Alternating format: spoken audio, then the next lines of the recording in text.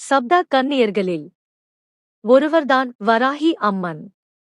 பஞ்சமி அன்று வராகியை வழிபடுவது தடைகளைத் தாண்டி எதிரிகளை தோற்கடித்து விருப்பங்களை நிறைவேற்ற உதவும் என்று பக்தர்களால் நம்பப்படுகிறது.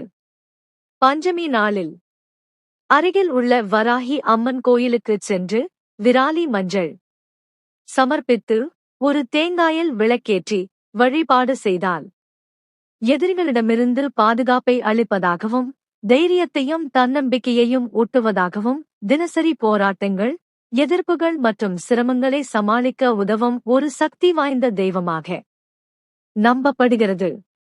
தொடர்ந்து 5 பஞ்சமி நாட்கள் வராகி அம்மனை வழிபடுவது பலன்களை பெருக்கும் என்று நம்பப்படுகிறது. பஞ்சமி நாளின் முக்கியத்துவம் புதிய முயற்சிகளை தொடங்குவதற்கும் சடங்கு நடைமுறைகளில் ஈடுபடுவதற்கும் பெரும்பாலும் மங்களகரமானதாக கருதப்படுகின்றன.